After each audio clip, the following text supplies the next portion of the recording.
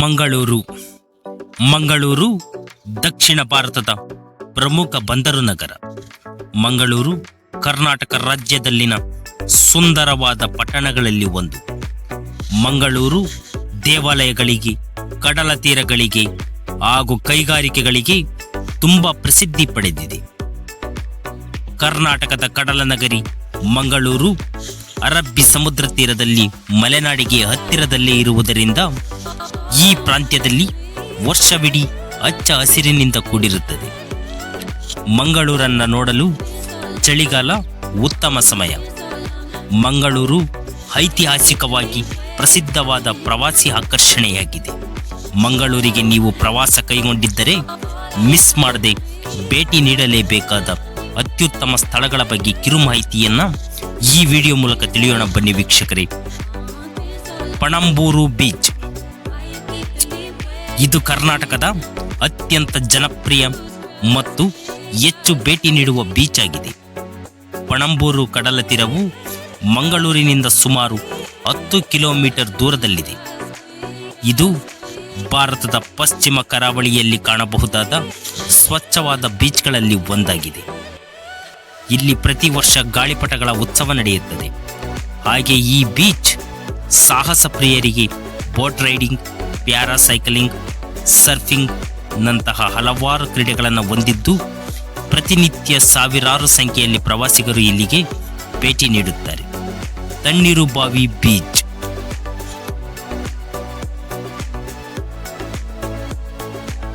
Tannirbhavi beach ಭಾರತದ ಕರ್ನಾಟಕದ ಮಂಗಳೂರಿನಲ್ಲಿರುವ ಒಂದು ಸುಂದರವಾದ ಬೀಚ್ ಆಗಿದೆ. ಇದು ಕರಾವಳಿ ಕರ್ನಾಟಕದ ಅತ್ಯಂತ ಜನಪ್ರಿಯ ಪ್ರವಾಸಿ ತಾಣಗಳಲ್ಲಿ ಒಂದಾಗಿದೆ. ಚಿನ್ನದ ಮರಳು, ಸ್ಪಷ್ಟ ನೀರು ಮತ್ತು ಶಾಂತ ವಾತಾವರಣಕ್ಕೆ ಹೆಸರುವಾಸಿಯಾಗಿದೆ. ಗದ್ದಲದ ನಗರ ಜೀವನದಿಂದ ದೂರವಿರುವ ಶಾಂತತೆಯನ್ನು ಬಯಸುವ ಸ್ಥಳೀಯರು ಮತ್ತು ಪ್ರವಾಸಿಗರಿಗೆ ಇದು ಜನಪ್ರಿಯ ತಾಣವಾಗಿದೆ. ಕಡಲ ತೀರವನ್ನು ರಸ್ತೆಯ ಮೂಲಕ ಮತ್ತು ಸುಲ್ತಾನ್ ಬ್ಯಾಟರಿಯಿಂದ ಗುರುಪುರ ನದಿಯ ಮೂಲಕ ದೋಣಿ ಸವಾರಿ ಮೂಲಕ ಪ್ರವೇಶಿಸಬಹುದು. ತಣ್ಣೀರುಬಾವಿ ಬೀಚ್ ಪಾರ್ಕಿಂಗ್, ಲೈಫ್ ಗಾರ್ಡ್ಗಳು ಮತ್ತು ಆಹಾರ ಮಳಿಗೆಗಳಂತಹ ಮೂಲಭೂತ ಸೌಕರ್ಯಗಳನ್ನು ಹೊಂದಿದ್ದು ಅದರ ರಮಣೀಯ ಸೌಂದರ್ಯ, ವಿಶೇಷವಾಗಿ ಸೂರ್ಯಾಸ್ತದ ಸಮಯದಲ್ಲಿ ಇದು ಛಾಯಾಗ್ರಹಣ, ನಿಧಾನವಾಗಿ ನಡಿಗೆ ಮತ್ತು ವಿಶ್ರಾಂತಿಗೆ ಸೂಕ್ತವಾದ ಸ್ಥಳವಾಗಿದೆ. ಸುಲ್ತಾನ್ ಬ್ಯಾಟರಿ ಸುಲ್ತಾನ್ ಬ್ಯಾಟರಿಯನ್ನ ಟಿಪ್ಪು ಸುಲ್ತಾನ್ ನಿರ್ಮಿಸಿದ.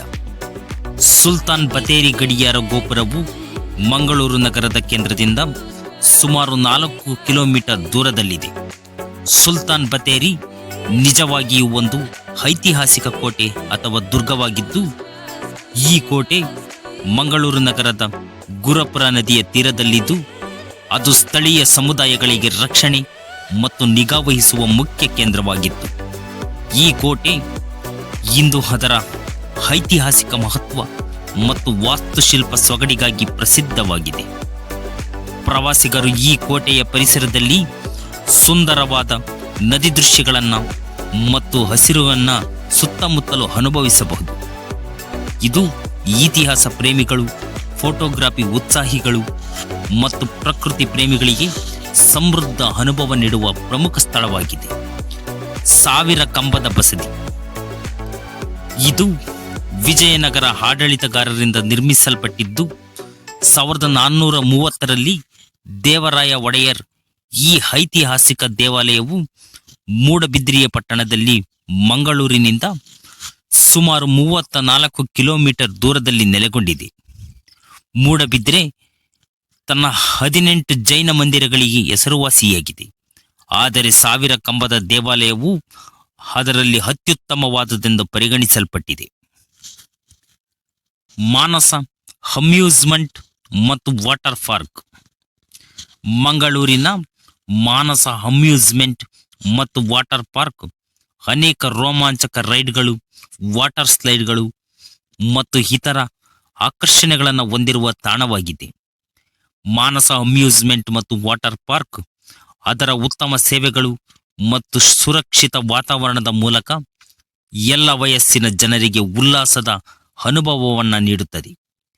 ಇಲ್ಲಿನ ಮುಖ್ಯ ಆಕರ್ಷಣೆಗಳಲ್ಲಿ ಅನೇಕ ವಿಧದ ಜಲಸೈಡ್ಗಳು, ಮಕ್ಕಳ play area, wave pool, rain dance area, dry ರೈಡ್ಗಳು ಮತ್ತು ಬಂಪರ್ ಕಾರ್ಗಳು ಸೇರಿದಂತೆ ಹಲವಾರು ಮನರಂಜನಾ ಸೌಲಭ್ಯಗಳು ಸೇರಿವೆ.